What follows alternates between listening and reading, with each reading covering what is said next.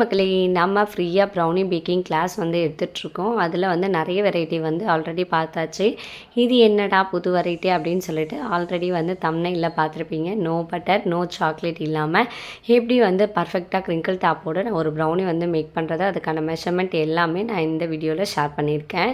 So அதை பார்க்கறதுக்கு முன்னாடி எங்கள் சேனல் நீங்கள் எதாவது ஃபஸ்ட் டைம் பார்க்குறீங்க அப்படின்னா மறக்காம சப்ஸ்கிரைப் பண்ணிக்கோங்க. அது மட்டும் இல்லாமல் பெல் ஐக்கானையும் ப்ரெஸ் பண்ணிக்கோங்க. அப்போ தான் நான் வீடியோஸ் போட்டேன்னா உங்களுக்கு நோட்டிஃபிகேஷன் காமிக்கும். நீங்களோட மிஸ் பண்ணாமல் பார்க்கலாம். பேக்கிங்கை பொறுத்த வரைக்கும் நம்ம வீடியோஸ் பார்க்கும்போது எல்லாம் பர்ஃபெக்டாக இருக்கிற மாதிரி தான் இருக்கும். நம்ம செஞ்சு பார்க்கும்போது தான் சில டவுட்ஸ்லாம் க்ரியேட் ஆகும். இந்த மாதிரி டவுட்ஸ் எதுவுமே வராமல் இருக்க நான் போட்டிருக்கேன் இந்த வீடியோவில் கொடுத்துருக்க மெஷர்மெண்ட்டை நீங்களும் ஃபாலோ பண்ணிங்கன்னா இந்த மாதிரி டவுட்ஸே வராது. இதுலேயும் டவுட்ஸ் வருது அப்படின்னா கீழே மறக்காமல் கமெண்ட் பண்ணுங்கள். நான் முடிஞ்ச வரைக்கும் ஆன்சர் பண்ணுறேன். இல்லாமல் நம்ம பேக்கிங்க்கான திங்ஸும் இப்போ வந்து சேல் பண்ணிகிட்ருக்கோம். வேணுன்றவங்க டிஸ்கிரிப்ஷனில் நம்பர் கொடுக்குறேன். அது மட்டும் இல்லாமல் டிஸ்பிளேலையும் நம்பர் கொடுத்துருக்கேன். வாட்ஸ்அப் பண்ணி உங்கள் ஆர்டரை வந்து ப்ளேஸ் பண்ணிக்கோங்க. நம்ம ஃப்ரீ ஷிப்பிங் தமிழ்நாடு ஃபுல்லாக செஞ்சு கொடுத்துட்ருக்கோம்.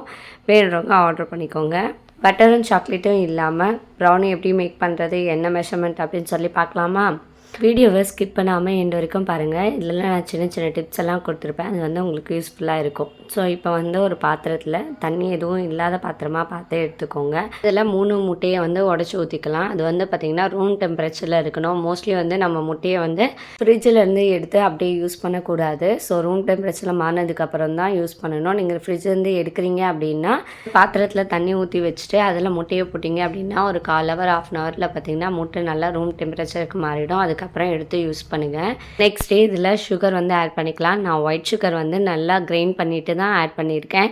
உங்களுக்கு வேணும் அப்படின்னா நீங்கள் அப்படியே கூட நீங்கள் ஆட் பண்ணிக்கலாம். ஆனால் நமக்கு வந்து சர்க்கரை நல்லா கரைஞ்சிருக்கணும். நீங்கள் அரைக்காத சுகர் வந்து ஆட் பண்ணுறீங்க அப்படின்னா 250 கிராம் ஓகே தான். அதே மாதிரி நீங்கள் அரைச்ச சுகர் யூஸ் பண்ணீங்க அப்படின்னா உங்களுக்கு சுகர் கொஞ்சம் அதிகமாக இருந்தால் தான் பிடிக்கும் அப்படின்னா நீங்கள் 260 ஆர் 270க்குள்ளே நீங்கள் வந்து ஆட் பண்ணிக்கோங்க. சால்ட்டு ஒரு 1/4 ஸ்பூன் அளவுக்கு ஆட் பண்ணிக்கலாம். இதில் நம்ம வேறு எந்த சுகர் ஐட்டமும் நம்ம சேர்க்கலை. சாக்லேட்டில் சேர்த்துருந்தோம் அப்படின்னா சாக்லேட்லேயும் கொஞ்சம் சுகர் இருக்கும். ஸோ நம்ம இப்போ கொக்கோ பவுடர் தான் சேர்க்க போகிறோம் அப்படிங்கிறதுனால தான் அந்த சுகர் மெஷர்மெண்ட் சொல்லியிருக்கேன். வெண்ணிலா எசன்ஸ் வந்து அந்த வெண்ணிலா எசன்ஸ் பாட்டில்லையே 1.5 மூடி அளவுக்கு நான் சேர்த்துருக்கேன். அதாவது 1.5 ஸ்பூன் அளவுக்கு சேர்த்துருக்கேன். இது வந்து பார்த்திங்கன்னா நம்மளோட ப்ரௌனியில் நல்ல ஒரு டேஸ்ட்டை வந்து கொடுக்கும். அதே மாதிரி எக்ஸ்மெல் இல்லாமல் பார்த்துக்கும். மோஸ்ட்லி நம்ம சாக்லேட்லாம் ஆட் பண்ணுறதுனால எக்ஸ்மெல் பெருசாக வராது. ஆனால் இதை ஸ்கிப் பண்ணுறவங்க ஸ்கிப் பண்ணிக்கலாம். பட் சேர்க்குறவங்க சேர்த்திங்க அப்படின்னா எக்ஸ்ட்ரா கொஞ்சம் டேஸ்ட்டு கொடுக்கும். அதுக்கப்புறம் நம்ம சால்ட் வந்து எதுக்கு ஆட் பண்ணுறோம் அப்படின்னா நம்ம எப்போவுமே ஸ்வீட்டு ஆட் பண்ணும்போது கொஞ்சம் லைட்டாக சால்ட் ஆட் பண்ணால் தான் நம்மளோட அந்த ஸ்வீட்னஸ் கொஞ்சம் எக்ஸ்ட்ரா நிறையா இருக்கும். இது எல்லாத்தையும் நாம் விஸ்கோ ஆர் பீட்டரோ வச்சு நல்லா பீட் பண்ணி எடுத்துக்கலாம்.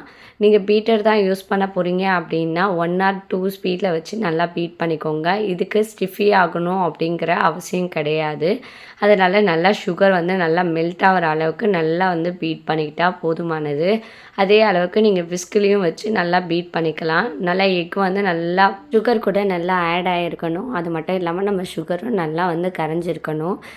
நீங்கள் அப்படியே அரைக்காத சுகர் ஆட் பண்ணுறீங்க அப்படின்னா உங்களுக்கு பீட் பண்ணுறதுக்கு கொஞ்சம் நேரம் டைம் எடுத்துக்கும். நீங்கள் அரைச்ச சுகர் அப்படின்னும் போது சீக்கிரமாக வந்து உங்களுக்கு கரைஞ்சிரும். நீங்கள் கரைஞ்சிருச்சா இல்லையா அப்படின்னு சொல்லிட்டு கையில் லைட்டாக எடுத்து தொட்டு பார்த்தீங்கன்னா கொஞ்சம் நரன்னு இருக்கிற மாதிரி இருக்கும்.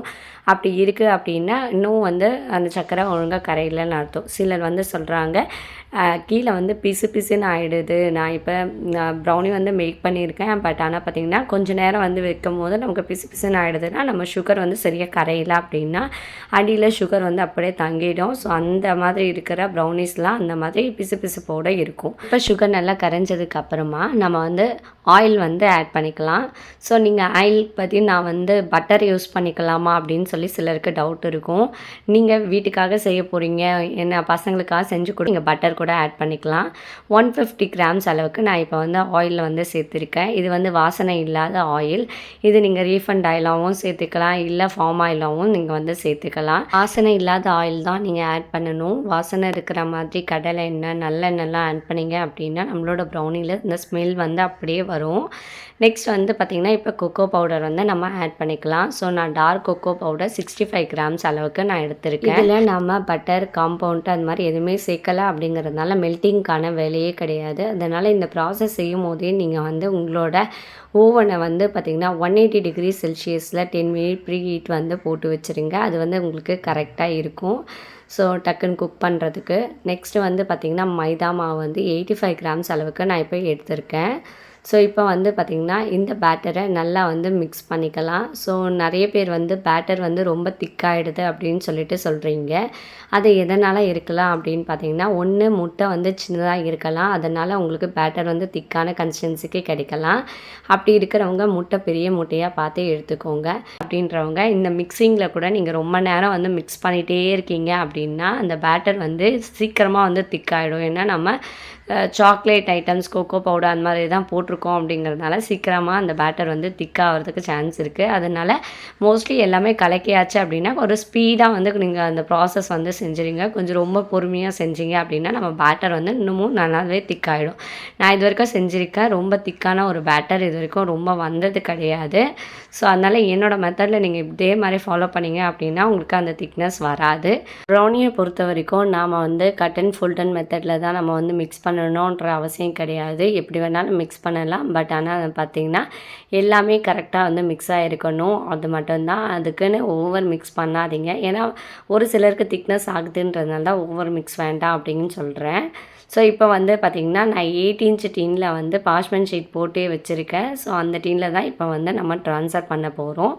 நம்ம வந்து பேக்கிங்க்கான திங்ஸும் வந்து இப்போ சேல் பண்ணிகிட்ருக்கோம். ஸோ உங்களுக்கு வந்து பார்ச்மெண்ட் ஷீட்டும் வந்து எங்கே கிடைக்குது அப்படின்னு சொல்லி தெரியல அப்படின்னா டிஸ்கிரிப்ஷனில் நம்பர் கொடுத்துருக்கேன். வேணுன்றவங்க நீங்கள் ஆர்டர் பண்ணி வாங்கிக்கோங்க. நிறைய பேர் வந்து ஹோம் பேக்கர்ஸ் ஆகணும் அப்படிங்கிற ஆசையில் என்னோடய வாட்ஸ்அப்புக்கு நிறைய மெசேஜ் வந்து போடுறீங்க. அது வந்து எனக்கு வந்து கொஞ்சம் கஷ்டமாக இருக்குது. ஏன் அப்படின்னா நிறைய பேர் ஆர்டர்ஸ் பண்ணுறாங்க. அது ப்ரௌனிக்காகவும் சரி, டின்ஸு அது மாதிரி வேணுன்றவங்களுக்கு ஆர்டர் பண்ண அவங்களுக்கு ரிப்ளை பண்ணவே எனக்கு டைம் கரெக்டாக இருக்குது. என்னோடய சுச்சுவேஷனை புரிஞ்சுப்பீங்கன்னு நினைக்கிறேன். அப்படி உங்களுக்கு டவுட்ஸ் இருக்குது அப்படின்னா நீங்கள் இந்த வீடியோ கீழவே நீங்கள் வந்து கமெண்ட் பண்ணுங்கள். கண்டிப்பாக நான் வந்து கிளாரிஃபை பண்ணுவேன். ஸோ முடிஞ்ச வரைக்கும் என்னால் ரிப்ளை பண்ண முடிஞ்ச அளவுக்கு நான் ரிப்ளை பண்ணிட்டு தான் இருக்கேன் எல்லாருக்கும். அப்படி முடியல அப்படின்னாலும் செப்பரேட்டடாக வீடியோ போடுவேன். ஏன் இதை சொல்கிறேன் அப்படின்னா உங்களுக்கு இருக்கிற மாதிரி மற்றவங்களுக்கும் டவுட்ஸ் இருக்கும். நீங்கள் வந்து அட்லீஸ்ட் வாட்ஸ்அப்பில் பண்ணியிருப்பீங்க, இல்லை கால் பண்ணி கேட்குறீங்க அப்படின்னா நான் உங்களுக்கு ஆன்சர் பண்ணிவிடுவேன். அது வந்து திரும்பியும் மற்றவங்களுக்கு அந்த டவுட்ஸ் வரும். நீங்கள் வந்து கமெண்ட்டில் கேட்கும் போது நான் ஆன்சர் பண்ணியிருந்தேன் அப்படின்னா மற்றவங்க அதை எடுத்து பார்க்கும்போது அதுலேயே அவங்களுக்கு ஆன்சர் கிடச்சிரும். ஸோ அதனால் உங்ககிட்ட ஒரு ரிக்வெஸ்ட் வைக்கிறேன். ப்ளீஸ் எல்லோரும் வந்து கமெண்ட் பண்ணுங்கள். கமெண்ட்லேயே ஆன்சர் கொடுக்குறேன். நெக்ஸ்ட்டு இப்போ நம்ம பேட்டரை வந்து நம்மளோட டின்னுக்கு ட்ரான்ஸ்ஃபர் பண்ணியாச்சு. இதில் இருக்கிற ஏர் பபிள்ஸ் எல்லாம் ரிலீஸ் பண்ணுறதுக்காக ஒரு டூத் பிக்கோ ஆர் ஸ்டிக்கோ வச்சு இது மாதிரி ஏர் பபிள்ஸ் எல்லாம் நீங்கள் ரிலீஸ் பண்ணி விட்டுருங்க. ஸோ இதுக்கப்புறம் வந்து நம்ம ஆல்ரெடி வந்து பார்த்திங்கன்னா நம்மளோட ஓடிஜியை 180 டிகிரி செல்சியஸில் 10 மினிட்ஸ்க்கு ப்ரீ ஹீட் வந்து ஃபஸ்ட்டே நம்ம போட்டாச்சு. இப்போ வந்து கரெக்டாக இருக்கும். அது கரெக்டாக ஆஃப் ஆகிறதுக்கும் நம்ம வந்து இந்த பேக் பண்ணுறதுக்கும் கரெக்டாக இருக்கும். ஸோ நம்மளோட பேட்டரை உள்ளே வச்சிடலாம். ஸோ இப்போ வந்து பார்த்திங்கன்னா 180 டிகிரி செல்சியஸில் நான் 25 மினிட்ஸுக்கு பேக் பண்ணி எடுக்க போகிறேன். என்னோடதில் வந்து பேக்கிங் மோடுன்னு ஒன்று இருக்குது. நான் அதை ஆன் பண்ணியிருக்கேன். நீங்கள் டாப் அண்ட் பாட்டம் வந்து ஆன் பண்ணிக்கோங்க. ஸோ அதில் தான் நான் வந்து இப்போ 25 மினிட்ஸுக்கு பேக் பண்ணி எடுக்க போகிறேன். எல்லா ஓடிஜிக்கும் ஒரே டைமிங் இருக்காது. ஒரு சிலதுக்கு கொஞ்சம் கொஞ்சம் டிஃபர் ஆகும். இப்போ நானே பார்த்திங்கன்னா 25 மினிட்ஸுக்கு செட் பண்ணியிருந்தேன்.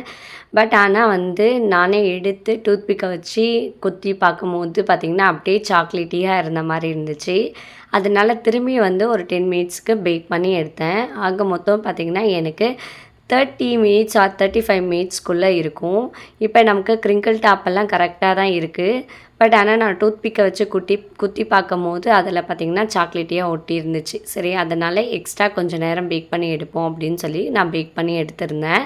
ஸோ இது மாதிரி தான் எல்லா ஓடிஜிக்குமே பர்ஃபெக்டான டைமிங் நம்மளால் சொல்ல முடியாது. இது மாதிரி நீங்கள் டூத்பிக்கை வச்சு குத்தி பார்த்தாலே நமக்கு தெரிஞ்சிரும். இதோட ஃபைனல் வந்து பார்த்திங்கன்னா லைட்டாக க்ரம்ஸ் ஓட்டி இருக்கணும். அதுதான். நீங்கள் ஓவர் பேக் பண்ணிட்டீங்க அப்படின்னா அது வந்து உங்களுக்கு ஹார்டாகிடும். ஸோ அதனால் வந்து பார்த்திங்கன்னா ஓவர் பேக் பண்ணாதீங்க. லைட்டாக வந்து க்ரம்ஸ் இருக்கும் போதே நீங்கள் வந்து எடுத்துடணும்.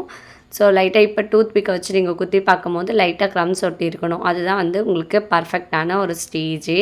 க்ரிங்கிள் டாப்போட எவ்வளோ சூப்பராக வந்து நம்மளோட ஃபஜ்ஜி ப்ரௌனி வந்து ரெடியாக இருக்குதுன்னு பாருங்கள். Without butter and chocolate. இப்போ பார்க்கும்போது தெரியுதுங்களா, லைட்டாக க்ரம்ஸ் ஒட்டி இருக்குது. ஸோ இதுதான் வந்து பர்ஃபெக்டான ஸ்டேஜ். ஸோ இந்த ஸ்டேஜில் தான் நம்ம எடுக்கணும். சிலர் வந்து ஹார்டாகிடுது அப்படின்னு சொல்கிறீங்க. ஒரு 4 டேஸ் கழிச்சு எனக்கு ஹார்டாகிடுச்சு, என்னவா இருக்கும் அப்படின்னு சொல்லி கேட்குறீங்க. ஒன்று நீங்கள் பட்டர் வந்து ரொம்ப கம்மியான அளவுக்கு நீங்கள் கொடுத்துருக்கலாம், இல்லை அப்படின்னா ஓவர் பேக் பண்ணியிருக்கலாம். இது வரைக்கும் நான் வந்து பேக் பண்ணியிருக்கேன். நான் சும்மா சொல்லலை, நிஜமாகவே சொல்கிறேன்.